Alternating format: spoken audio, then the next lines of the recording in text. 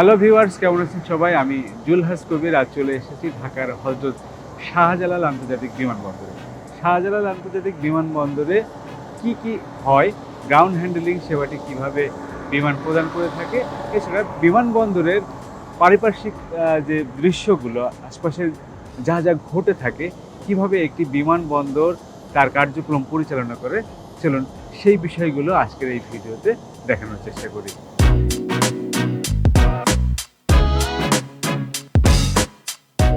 অন্য অনেকের মতো আপনিও হয়তো নানা প্রয়োজনে বিমানে দেশে বিদেশে ভ্রমণ করছেন, কিন্তু কখনো কি ভেবে দেখেছেন একটি ফ্লাইটের পেছনে কত বিশাল প্রস্তুতি চলে, কত অদৃশ্য মানুষ দিনরাত কাজ করে যায় যাতে আপনার যাত্রা হয় নির্বিঘ্ন, নিরাপদ ও সময় মতো।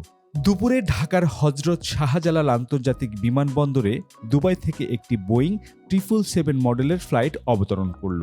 সঙ্গে সঙ্গে বিমানটির চারপাশে শুরু হয়ে গেল নিখুঁত সমন্বয়ের এক কর্মব্যস্ততা। বিভিন্ন ধরনের গ্রাউন্ড সার্ভিস ইকুইপমেন্ট বা সহায়ক যানবাহন ছুটে এলো বিমানের পাশে। যাত্রী নামার আগেই কর্মীরা নেমে পড়লেন কার্গো ও লাগেজ খালাসের প্রস্তুতিতে, যেন সবকিছুই হয় দ্রুত, সঠিক আর নিরাপদভাবে। আমরা এখন দেখব যে বিমান আসলে কিভাবে একটি বিমান আসার পরে সেই বিমানে কি ধরনের গ্রাউন্ড হ্যান্ডলিং এর সেবাটি দিয়ে থাকে, সেটি এখন আপনাদেরকে দেখাবো।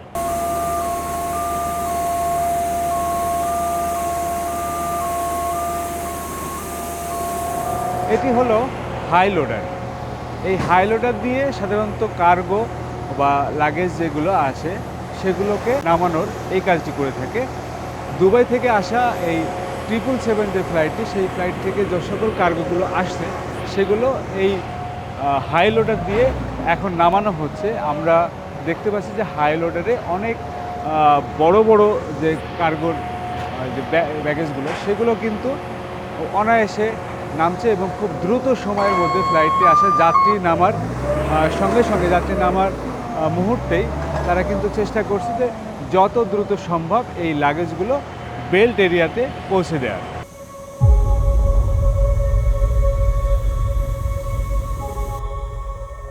দর্শক, এই মুহূর্তে আমরা দেখতে পাচ্ছি যে এয়ারপোর্টে একটি যাত্রীবাহী বাস এই পার্কিং বে এলাকায় চলে আসলো, যেখানে এয়ারক্রাফটটি আসলে এসে দাঁড়িয়েছে। যাত্রীরা নামতে শুরু করলো। এই যাত্রীগুলোকেই মূলত এই বাসটি মূল টার্মিনাল ভবন, সেই টার্মিনাল ভবনে নিয়ে যাবে।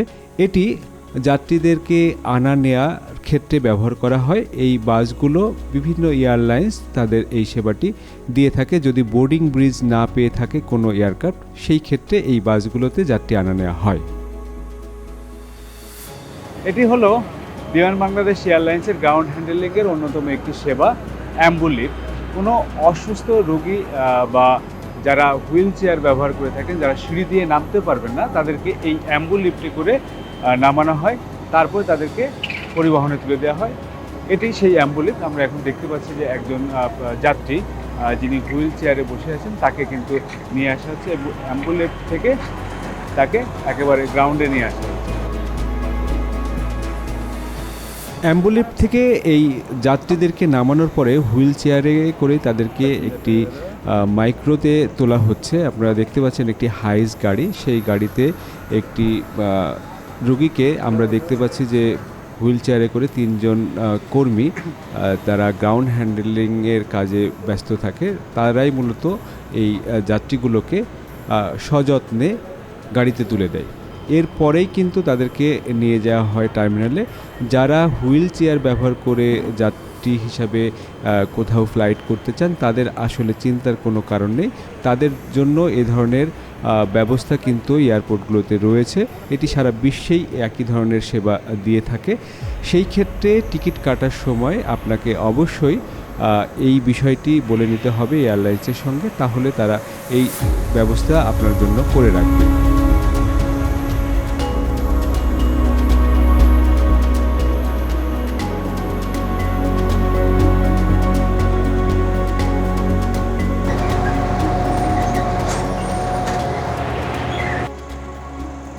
বিমান বাংলাদেশ এয়ারলাইন্স তাদের গ্রাউন্ড হ্যান্ডলিংয়ের যে সেবাটি দিয়ে থাকে, প্রতিদিন তাদের বহরে এভাবে নতুন নতুন যন্ত্রপাতি যুক্ত হচ্ছে।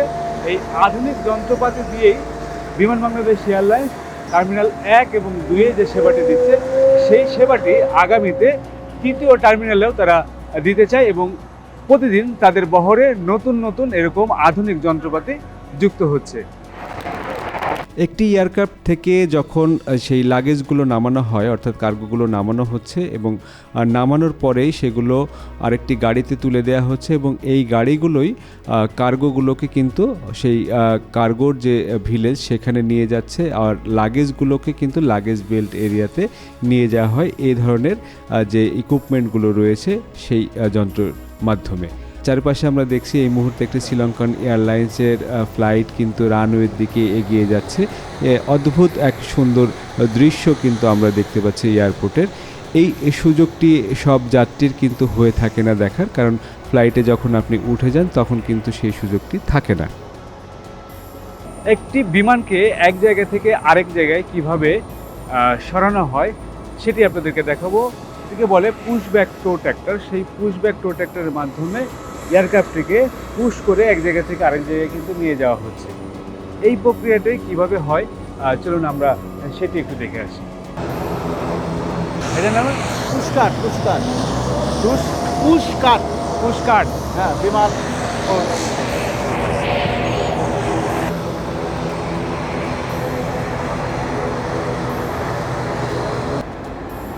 এটি হলো পুশব্যাক টো ট্র্যাক্টর। এই টো ট্র্যাক্টরগুলো দিয়ে এই এয়ারক্রাফটগুলোকে এক জায়গা থেকে আরেক জায়গায় নিয়ে যাওয়া হয়। এটি ফ্রান্সের টিএলডি কোম্পানি থেকে নিয়ে আসা হয়েছে। বিমানের বহরে নতুন যুক্ত হয়েছে 4টি।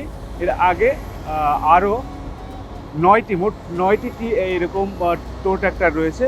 আমরা এখন দেখব যে কিভাবে এই টো ট্র্যাক্টর দিয়ে একটি এত বড় বিমানকে কিভাবে ট্রেনে আরেক জায়গায় নিয়ে যায়। আমরা বিমানে হেল্প নিতে পারেন, বুঝছেন? হ্যাঁ। কোনো ফুটেজ নিতে গেলে ওদেরকে জিজ্ঞেস আপনারা জানেন বিমান খুব ভারী হয়, 60 থেকে 400 টন পর্যন্ত ওজন হয়। পাইলট যেহেতু সামনের দিকে দেখতে পায় না, তাই ইঞ্জিন চালু অবস্থায় নিজে নিজে পেছনে গেলে বিপদ হতে পারে। তাই এয়ারপোর্টে গ্রাউন্ড অপারেশন নিরাপদ রাখতে এই ট্যাগ অপরিহার্য। একজন প্রশিক্ষিত গ্রাউন্ড হ্যান্ডলিং অপারেটর, এটিসি বা এয়ার ট্রাফিক কন্ট্রোলার ও ককপিটের সাথে হেডসেটে যোগাযোগ করে। আমরা দেখতে পাচ্ছি যে একজন আছেন গ্রাউন্ড হ্যান্ডেল অপারেটর, তিনি কিন্তু ককপিটে এবং এটিসির সঙ্গে কথা বলেই কিন্তু এই 777 মডেলের যে এয়ারক্রাফটটি সেটিকে ঠেলে পিছনের দিকে নিয়ে যাওয়া হচ্ছে, এটিকে পার্কিং বেতে নিয়ে যাওয়া হচ্ছে। শুধু পার্কিং বে না, এটিকে যদি হ্যাঙ্গারেও নিতে হয় তাহলেও কিন্তু এই একইভাবে করা হয়। আবার যখন এটি রানওয়ের দিকে নিতে হয় টেক অফের জন্য, তখনও কিন্তু এই একই পদ্ধতি অবলম্বন করতে হয়। এটি A380 বিমানও টানতে পারে, বিশ্বের সবচেয়ে ভারী বিমান যেটি। কিছু টো ট্র্যাক্টরের ওজনই 30 থেকে 40 টন। আরেকটি বিশেষ তথ্য জানিয়ে রাখি, ভুল পুশ ব্যাক হলে পুরো এয়ারপোর্ট অপারেশন বন্ধ হয়ে যেতে পারে। তাই খুবই গুরুত্বপূর্ণ কাজ কিন্তু এই যন্ত্রটি করে থাকে এবং এটির যিনি অপারেশনটি চালান তিনি কিন্তু সবচেয়ে গুরুত্বপূর্ণ একটি ভূমিকা পালন করে থাকে। এই বিষয়টি কিন্তু অনেকেই জানেন না, কিংবা এটি দেখার সুযোগ কিন্তু সাধারণ যাত্রী যারা প্লেনে যাওয়া আসা করে তাদেরকে কিন্তু হয়ে থাকে না, কারণ গ্রাউন্ডের এই কাজগুলো কিন্তু সাধারণত আমাদের নজরের বাইরেই থাকে। এই নতুন বিষয়টি যারা জানলেন, যারা এর আগে এই বিষয়টি দেখেননি, তারা কমেন্টস করে লিখে জানাতে পারেন বিষয়টি কেমন লাগলো।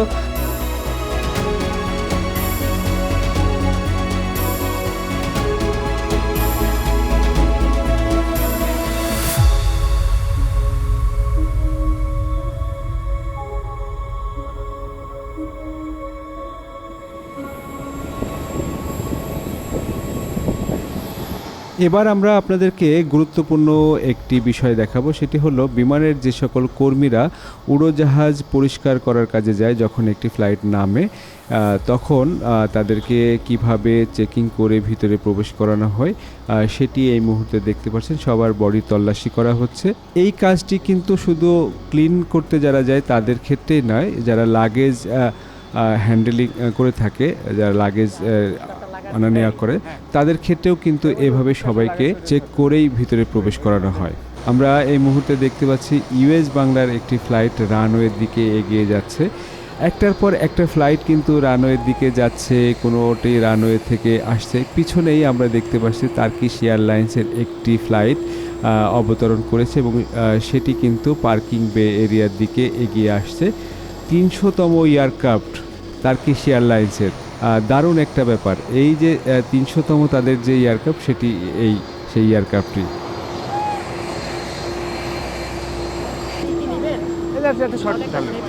এই মুহূর্তে আমরা দেখছি যে বিমানের যে কেবিন ক্রু এবং পাইলট যারা রয়েছেন তারা কিন্তু অপেক্ষা করছেন এই ফ্লাইটটি রেডি হয়ে যখন যাবে, অর্থাৎ ক্লিনিংয়ের কাজটি শেষ হলে এই কেবিন ক্রুরা সবাই কিন্তু সবার আগে, যাত্রীরা ওঠার আগে তারা ফ্লাইটে উঠবেন এবং তাদের যে কাজগুলো রয়েছে সেই কাজগুলো তারা সেরে নেবেন। তারপরেই কিন্তু সাধারণ যাত্রীদেরকে প্রবেশ করতে দেয়া হবে। এই কাজগুলো নিশ্চয়ই এর আগে আপনি ফ্লাইটে যখন উঠছেন তখন দেখা হয়নি। এই যে আপনারা দেখলেন যে একটি ফ্লাইট থেকে কর্মী যখন নামলো তাকে আবার চেক করা হলো। সৌদি এয়ারলাইন্সের একটি ফ্লাইট আমরা দেখছি রানওয়ে থেকে টেক অফের জন্য এগিয়ে যাচ্ছে এবং দারুণ একটি টেক অফ এই মুহূর্তে আমরা এয়ারক্রাফটটিকে করতে দেখলাম, সফল একটি টেক অফ। এই ধরনের দৃশ্য সাধারণত আমরা দেখতে পাই এয়ারপোর্টে আসলেই।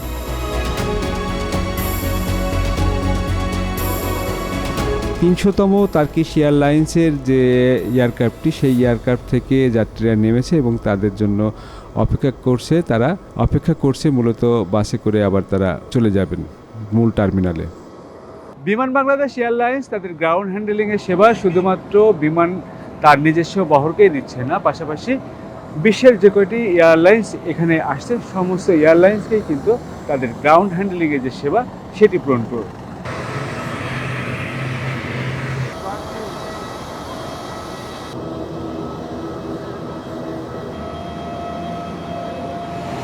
এই মুহূর্তে দেখতে পাচ্ছি নোভো এয়ারের একটি ফ্লাইট এয়ারপোর্টে রানওয়েতে এসে পৌঁছালো, অর্থাৎ এই ফ্লাইটটি ল্যান্ড করে সেও পার্কিং বের দিকে এগিয়ে যাচ্ছে। আরেকটি ফ্লাইটকে আমরা নামতে দেখছি, দূর থেকে বোঝা যাচ্ছে না এটা কোন এয়ারলাইন্স, সম্ভবত এয়ার ইন্ডিয়ার একটি ফ্লাইট হতে পারে। দারুণ একটা অভিজ্ঞতা কিন্তু হলো। হ্যাঁ, এটি এয়ার ইন্ডিয়ার একটি ফ্লাইট। সব মিলিয়ে এই এয়ারপোর্টে একটার পর একটা ফ্লাইট কিন্তু নামতে থাকে। যারা এয়ারপোর্টের বিষয়ে আগ্রহী তাদের জন্য এই ভিডিওটি আমি মনে করি দারুণ একটি ভিডিও হয়তো বানানোর চেষ্টা যেটি করছিলাম সেটি সফল হয়েছি। তো দর্শক, আপনারা অবশ্যই কমেন্ট বক্সে লিখে জানাবেন আজকের ভিডিওটি আপনাদের কেমন লেগেছে, আর কি ধরনের ভিডিও দেখতে চান সেটিও আমাকে জানাতে পারেন। তো ভিউয়ার্স, আমি জুলহাস কবির বিদায় নিচ্ছি আজকের মতো। দেখা হবে নতুন কোনো ভিডিওতে। সে পর্যন্ত ভালো থাকুন, সুস্থ থাকুন, নিরাপদে থাকুন।